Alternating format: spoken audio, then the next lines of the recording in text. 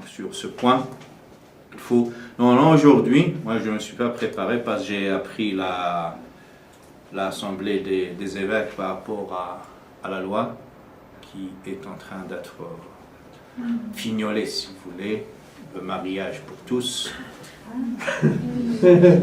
Cette loi bestiale, moi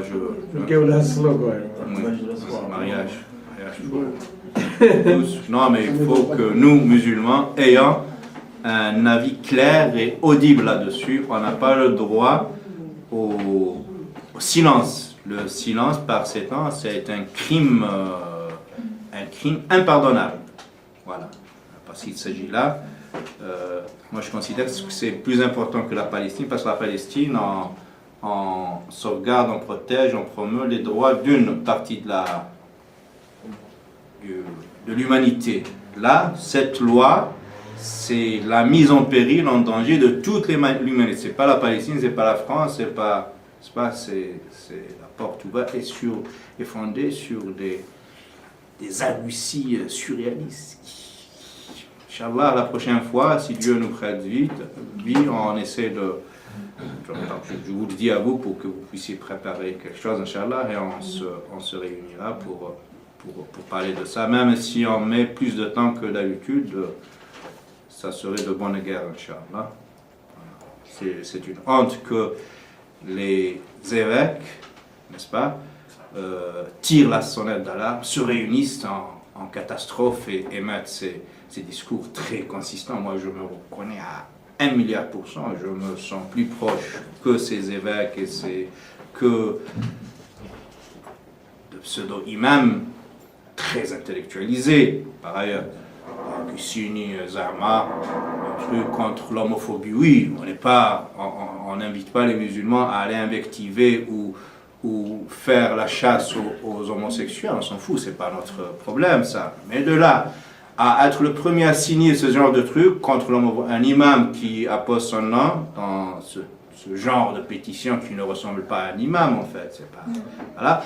Et dès lors qu'il s'agit d'une loi criminelle telle que celle qui est en train de se préparer, il se tait. C'est problématique. Voilà, tu signes la pétition contre l'homophobie, c'est bien, mais il faut que tu sois audible aussi, il faut qu'on t'entende lorsqu'il s'agit de cette loi. Ça veut dire quoi, le mariage pour tous? Et celui qui veut épouser sa fille, et celui qui veut vivre avec une fille de 10 ans, et celui qui veut vivre avec 10 femmes, et celle qui veut vivre avec 10 hommes, et celle qui veut vivre avec son chien, et oui, parce que là, mariage pour tous, il est où le problème? Mariage pour tous, il faut aller jusqu'au bout dans le raisonnement. Voilà. Donc, prochaine fois, Inch'Allah, on essaie de construire quelque chose de... Il y a une pétition Il y a une pétition qui tourne. Il faut signer, quels que soient les... Et il faut construire aussi un discours islamique clair, pas flou, qui ne souffre d'aucune ambiguïté. Voilà, genre, là, tu respectes la laïcité, tout ça. Lorsqu'il s'agit de choses comme ça, il faut être clair. Il ne faut pas essayer de noyer le poisson dans l'eau. Voilà. Quelle que soit la menace que l'autre fait peser, on s'en fout, parce que là, il s'agit d'un fondamental. Ça ne touche pas le voile, ça ne touche pas la prière dans la rue, ce n'est pas des mini-causes, là, c'est une cause qui doit ratisser très large, n'est-ce pas, et toucher tous les hommes dignes, avec un grand H, dignes de ce vocable, n'est-ce pas? Même s'ils n'ont pas une confession, il y a quand même un minimum, un socle minimum sur lequel les hommes doivent se mettre d'accord. Voilà, je vous passe la parole sur ce sujet, l'autre sujet, la prochaine fois, Inch'Allah.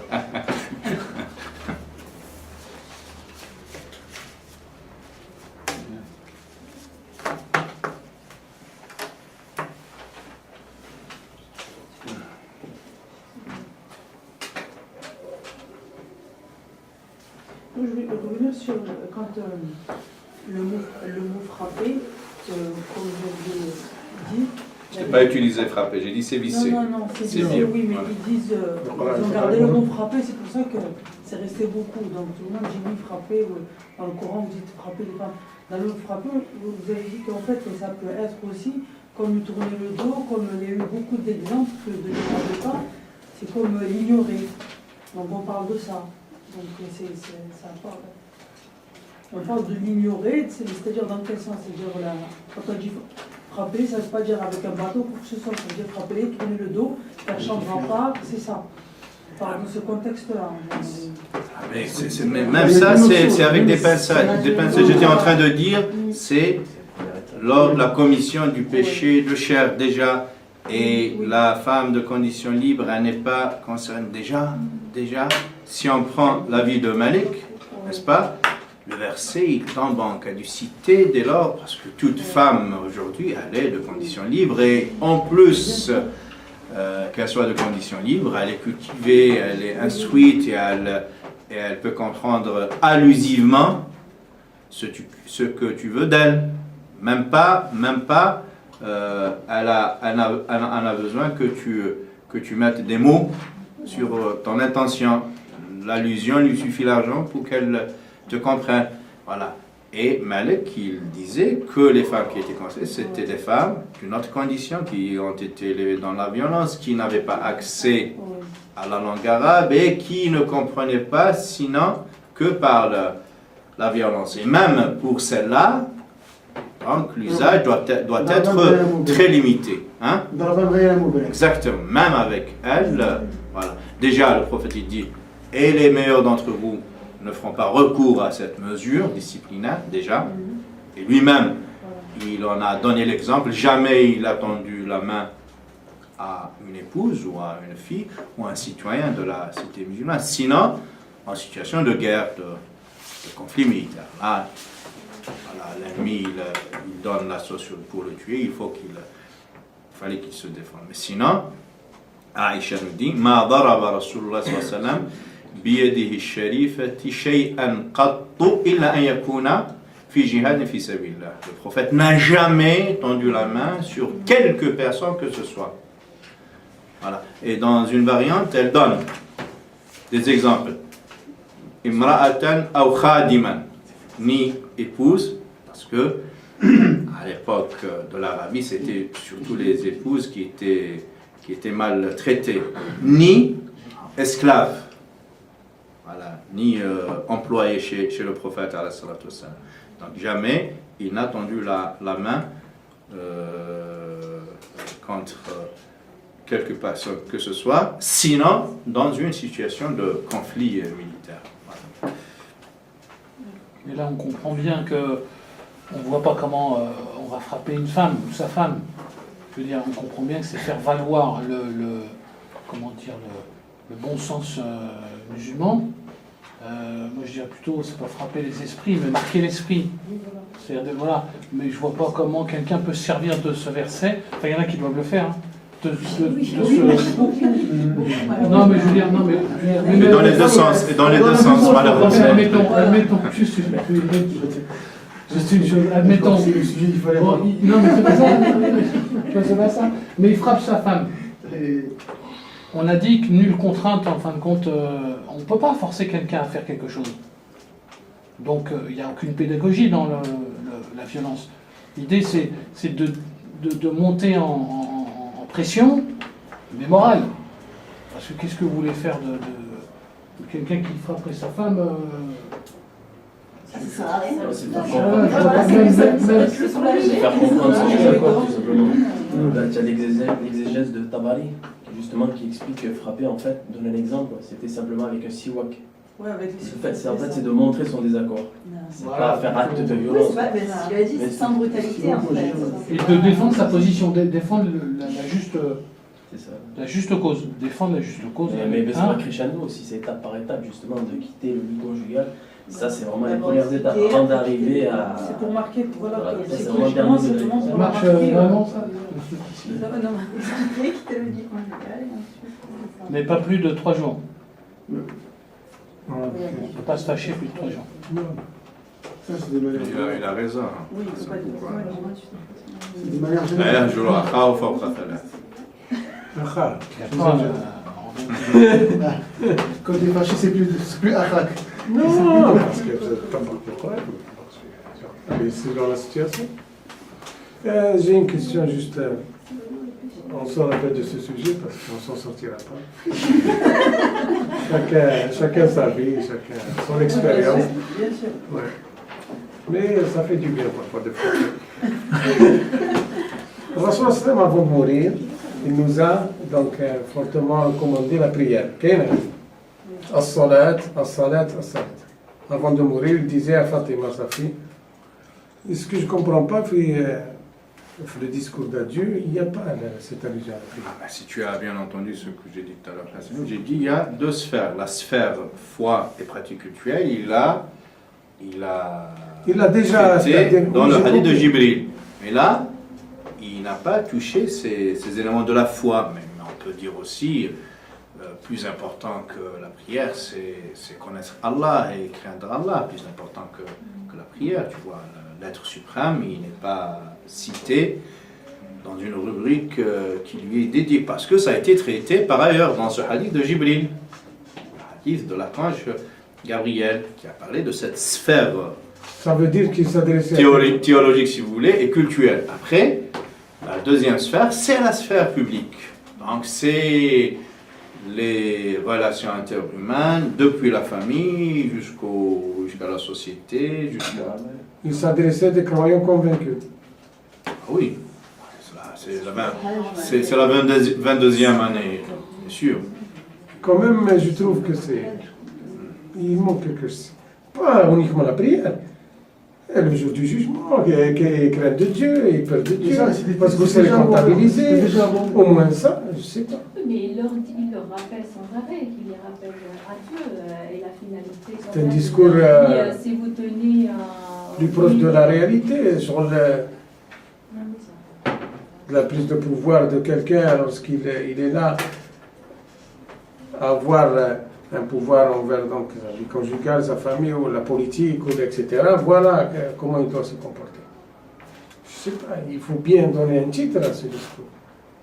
TFM, Il est donné le titre, c'est Hajj. Juste le Wada', Voilà, d'accord. donc c'est Khutbat al-Wada', Ouais. c'est le discours des adieux. Voilà. Après, c'est un discours, comme on a dit, il a recentré les valeurs fondamentales qui concernent les relations interhumaines dans la société. Après, les autres aspects, il les a traités par ailleurs. Parce que sinon, il risque de redire les 6226 versets. C'est pas un récapitulatif, ça ne sera pas un discours de synthèse. C'est juste une phrase, Voilà. une allusion. Une phrase, s'agissant de Dieu, une phrase, s'agissant de la prière, parce qu'il y a plein de phrases. Et il faut aussi, il parle de l'héritage aussi, il parle de Shura, la concertation politique, il y a 1001 valeurs. Si tu demandes que le prophète sallam parle d'un certain nombre de valeurs qui te tiennent à cœur, c'est très subjectif. Un autre aussi pourrait dire, et pourquoi n'a-t-il pas parlé de... Parce que moi j'aime bien cette thématique. Il y a une autre langue. Dans un discours, tu lui demandes de redire les 6000 valeurs contenues dans le Coran.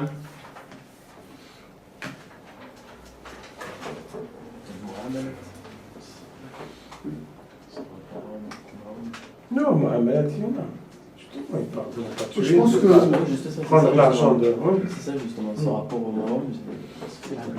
À mon avis, la réalité donne raison aux prophètes inspirés.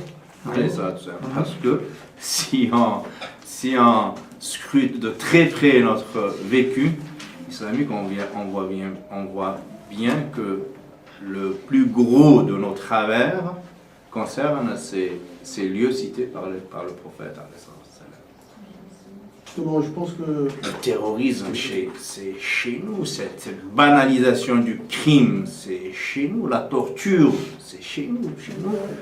Tu arrives, il commence à te torturer avant même de te poser des questions. Parce que torturer, je sais de quoi je parle. Voilà. Donc, au lieu de t'accueillir et commencer par te poser des questions. Si tu résistes, il passe à la torture. Non, non, lui, c'est un rituel d'accueil. Il commence par te dénuder, déjà dans une sorte de sadisme, et il commence par te torturer. C'est chez nous aussi, ça, le harcèlement. La banalisation des propriétés, des biens des musulmans, c'est chez nous. Nous, je parle par exemple de l'Algérie, un pays qui roule sur des fortunes colossales, des sommes astronomiques, du pétrole, des richesses, et sur lesquelles terre chancelle une population va-nu-pieds, misérable, donc chez eux, donc ils profitent pas, ils sont délaissés pour compte, alors que les autres profitent de leur. Ils sont employés, sous-employés chez eux. Je vous ai raconté l'autre fois, Hassim Saoud, tous les Algériens qui sont employés chez les Américains, chez les Français, le sont dans le cas de CDD, et il est quasiment interdit, catégoriquement interdit de se syndiquer. Il n'y a pas le droit au syndic pour revendiquer les droits. Le pauvre, c'est Ziad Antel, un jeune de 35 ans, il a essayé de faire valoir ce droit. Il est prisonnier, ça fait 2 ou 3 mois. Il est dans les geôles des généraux criminels pour avoir demandé le droit aux employés des Américains, des Français à Hassim Saoud d'être syndiqués. Voilà, et là on sonne le glas de la guerre dans le Sahel, entre le Mali et l'Algérie, justement. C'est l'OTAN qui a donné l'assaut, justement, pour bien sécuriser, sous prétexte de s'attaquer aux terroristes, à Al-Qaïda, fictive, création, montage de toutes pièces des Américains, sous prétexte d'attaquer ces fantômes. Donc, ils sont sur le point de donner l'assaut, justement, pour mieux sécuriser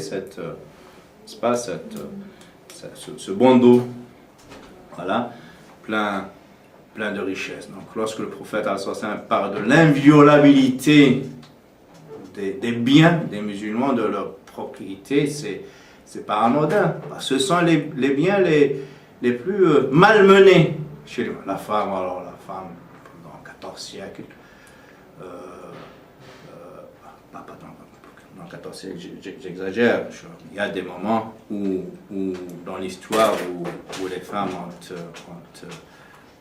rayonné et ont eu beaucoup de rayonnement sur leur environnement, mais je parle surtout de l'époque de décadence des musulmans, la période post-almohadienne, comme l'appelle Malik Ben Nabi, ma ba'd al-muwahhidin, les almohades, c'est le muwahhidoun, il y a les almoravides, almorabitoun, les almohades, et depuis ce moment, le monde musulman n'a cessé de vivre cette longue nuit de décadence et de déclin, et lors de laquelle l'homme s'est vu dépouillé de ses droits, et surtout le maillon fragile, le maillon faible, c'est-à-dire la femme. Voilà. Et si le prophète rappelle les musulmans que nous sommes à réviser leur position, c'est pas anodin aussi. Qu'est-ce qu'il y a aussi toute cette production humaine autour des 2 textes fondateurs, et qui s'est transformée en une contre-religion, une religion contrefaite, n'est-ce pas? Et qui a constitué un écran de fumée qui empêche la visibilité du vrai islam. Donc quand il nous rappelle à revenir à la fraîcheur des 2 textes, c'est pas anodin aussi, parce que ces 2 textes se sont vus délaissés par les musulmans pour se préoccuper de la production humaine qui s'est faite autour des textes. Donc on a oublié l'original pour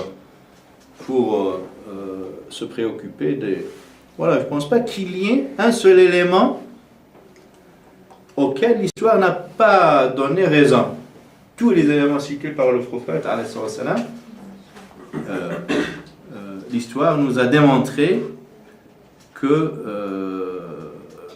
qu'ils ont été bel et bien malmenés et mal compris et mal pratiqués. Voilà le Hassanim.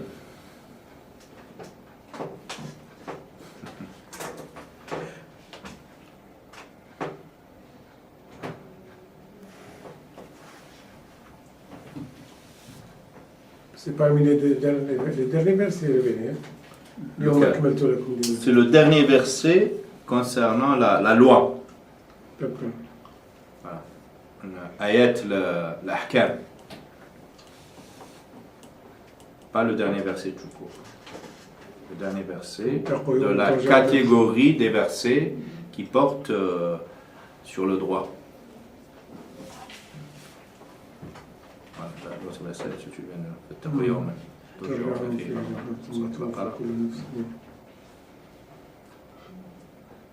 c'est important de le souligner parce que d'aucuns se méprennent sur la signification de l'ultime verset à avoir été révélé. Ce verset, le troisième de la sourate Al-Maïda, il est vrai, mais, entre guillemets, c'est le dernier verset qui porte sur le droit à avoir été révélé. Pas le dernier verset tout court, parce qu'il y a un autre verset qui a clôturé, si vous voulez, le cycle de la révélation. Dans la sourate Al-Baqarah. آخر آية من آية الأحكام. خلقية اعتقادية 3 noms, je crois que ça. La règle. Les أحكام خلقية اعتقادية عملية 3 noms. Excuse-moi, tu parles de de la sorte Baqarah. le verset de tout à l'heure. واتقوا يوما. J'ai dit le dernier verset tout court. Non, mais Baqarah. J'ai pas compris, Saïda. On parlait du dernier verset à avoir été révélé. Mais ça concerne le droit. Celui-là, c'est le dernier verset à avoir été révélé, mais qui concerne le droit. Mais le dernier verset tout court à avoir été révélé, c'est un autre, c'est pas celui-là. Juste ça. C'est dans Baqarah. Numéro 281. Allez, Hassanim te donne la référence exacte. Ça, je vais l'emmener avec nous. الله فيكم سبحان ربك رب العزة عما يصفون وسلام على المرسلين والحمد لله رب العالمين